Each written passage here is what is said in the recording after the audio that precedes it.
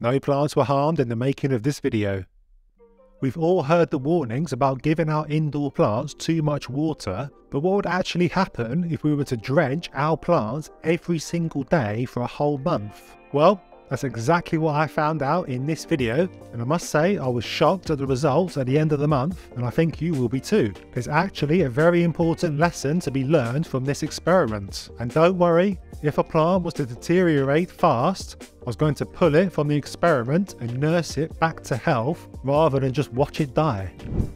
The first step was deciding what plants to use. I've become quite attached to the ones in my collection, so I decided I would invest a little bit of money and buy new healthy ones from Homebase, my local big box store. Everyone owns a Monstera, so I knew I wanted to include that and see how it did. I also wanted a succulent because I was really interested to see how yellow and mushy the leaves would turn, so I picked up a jade plant. I've always struggled with crotons, and I know lots of you have, so maybe watering it every day is the answer. They say a peace lily is very thirsty, so let's see if it likes a drink every day. And then there's the Pothos Devil's Ivy. That's meant to prefer dry soil, so let's see how much it struggles. I brought the plants home and I gave them all a check over, and I must say they were all pretty healthy. The Monstera had nice foliage with healthy stems, had a new leaf unfurling, so it's going to be interesting to see if that was affected by the overwatering. The Croton had a couple of damage marks, but other than that was perfectly fine. The Jade had very healthy stems and leaves with no wrinkling or mushiness, and the Peace Lily had lovely green foliage with lots of white flowers,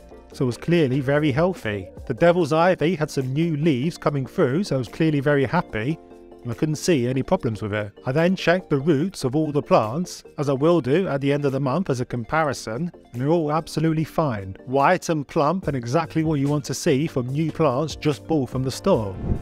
So my prediction for how these plants will do, I think the Peace Lily might do the best, because this is normally quite a thirsty plant. I think the Croton might be the first to go, to be honest, because I don't think these like to have wet soil at all.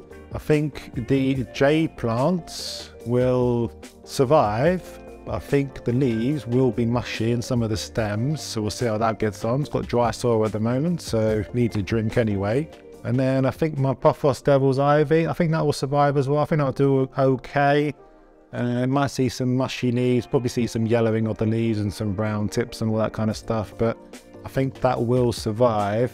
I think the Monstera will survive as well. Quite a robust plant, the Monstera. Got quite thick leaves. I don't think it'll like it. I think there will be some yellowing and some browning, but I think I will be able to get it back to full health. It's day 2. Let's get watering. I really wasn't stingy when it came to watering these plants. I took each of them over to my sink and gave them a proper drench. I let the water freely drain from the pot before putting them back into their saucers. Doing this every day took some adjusting for me, because it goes against everything I believe. It's only day 2, but I must say I'm already feeling quite guilty. These pots are already quite heavy from all the water I've given them from day 1 and day 2. Especially this guy, the Monstera deliciosa. So God knows what's going on with the roots in these pots, and it's probably only going to get worse for the next month. It didn't take long for the first signs of overwatering to occur. It's the morning of day 3, just about to water the plants. There's not too much going on, but there is some weeping happening on the Monstera deliciosa. Have a look. So as you can see, little bits of water build-up on the end of the leaves. Nothing normally to worry about, just a sign that maybe the plant is taking on too much water, and it's excreting it through its leaves, getting rid of the excess. It's day 4, time to water the plants.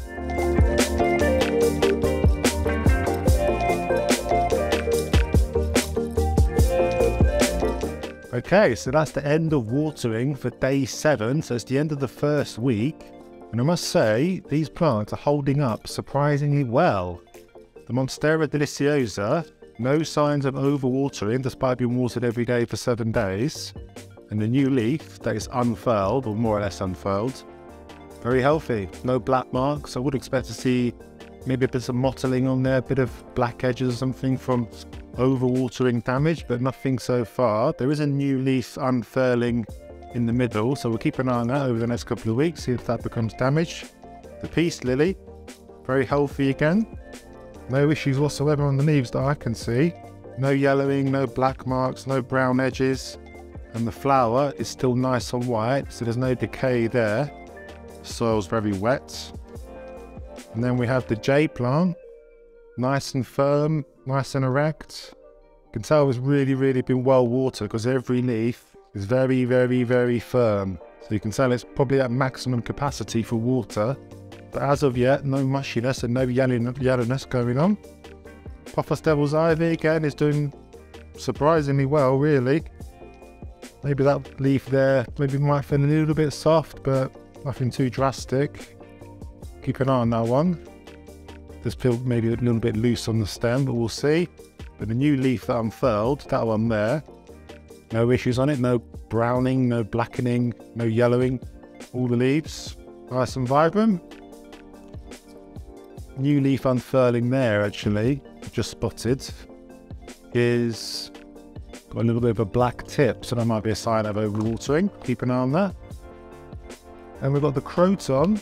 Now, to be honest, this is probably the only one that's showing maybe a slight sign of overwatering, because as you can see on the picture, the leaves are slightly wobbling when I give them a shake, and that suggests to me that the petiole is slightly weakening on the stem due to too much water that's been drawn up through the roots.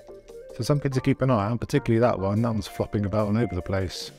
And maybe this is starting to weaken and go a little bit mushy. It's to be expected really, because the Croton, quite a sensitive plant to watering, so we'll see what happens with that. But overall, surprisingly, these plants are doing quite well after 7 days. So I carried on watering during week 2, giving all the plants a good drench, and I'm sure they were absolutely loving me for it. The pots were getting heavier and heavier, but all the foliage was holding up nicely. Who knows what was going on with the roots though.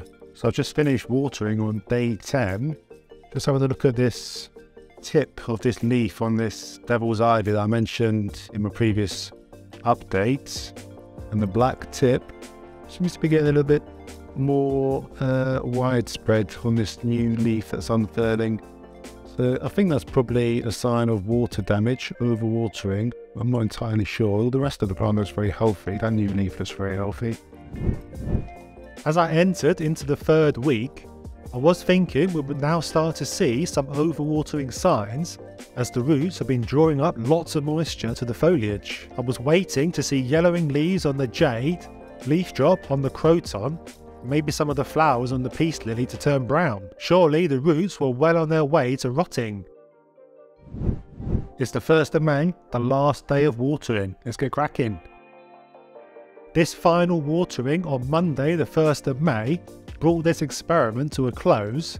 I couldn't wait to give the roots a check over. Surely there will be some mushiness or even blackening of the roots. It's the end of the month. And who knows, maybe watering your plant every single day is the way to go, because this Monstera Deliciosa, while it's really heavy, the pot full of water in here, the leaves all look very nice. The new leaves coming out quite very nicely. It's taken a while to harden off maybe, don't know whether that's to do with too much water or not, but healthy nonetheless, and the stems and petioles feel nice and firm. I would say though that the area root at the bottom does feel quite soft from all the water. On the whole, doing much better than I thought it would. The peace lily is doing very well. Looks healthier than ever really. Nice deep dark green colour, and the white flowers all very healthy. There is a single leaf that I can see that has some damage around the edges, some blackening around the edges. That might be due to too much water. The Puffos, everything is going well with the Puffos, the stem's nice and firm. There was that leaf that was black at the tip as it was unfurling, and that's that one there, so there's some damage there. Not sure whether that's to do with watering. The jade plant, really surprising, no mushiness whatsoever. All the leaves were really full of water. It's a really heavy pot, but there's no mushiness, no yellowing at the moment, so that seems to be fine, surprising. And then the Croton as well, this has surprised me because I thought this would be maybe one of the first plants to go. And that wonky leaf that I mentioned in the previous video is still on the plant. The leaves nice and firm, not too mushy. So looking pretty good. So I think it's time we have a look at the roots. Okay, so I think this is going to be very messy. So let's start with the smaller ones first. Let's start with this Puffos Devil's Ivy. You can see the soil is extremely saturated, but the roots probably darker than what you would want them to be. You'd want them to be a bit paler than this. But on the whole, there's nothing black in there, which is quite good. So the croton, intrigued to see what's going on in here. Ooh, let's try and get this out without it going everywhere. Right. Well, I must say there's not many roots actually. Not root bound or anything. And they all look nice and healthy. Can't see any blackening roots or anything. Just give them a quick sniff. Don't smell rotten or anything like that. So much water in here. I'm not used to having so much water in my plants. See how this is doing. Oh, so wet. That looks very healthy. No blackening, no rotting going on from what I can see. These are the healthiest, to be honest. The other two were starting to go a little bit beige maybe, but these are nice and these are white. So now the jade plant, so this was dry soil when I got it. Needed a water. Alright. So wet. You can hear it squelching. It's dripping.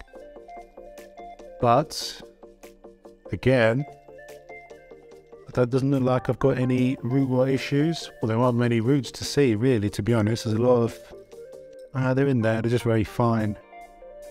Fine roots. They look nice and healthy.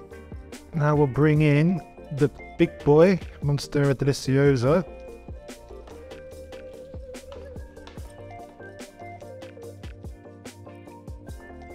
Alright.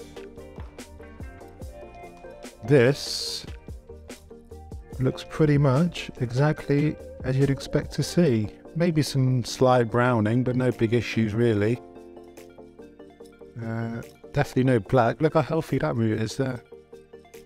Beautiful. It's exactly what you want to see in a root. And that one there. So they're still very healthy despite being watered every day for a month.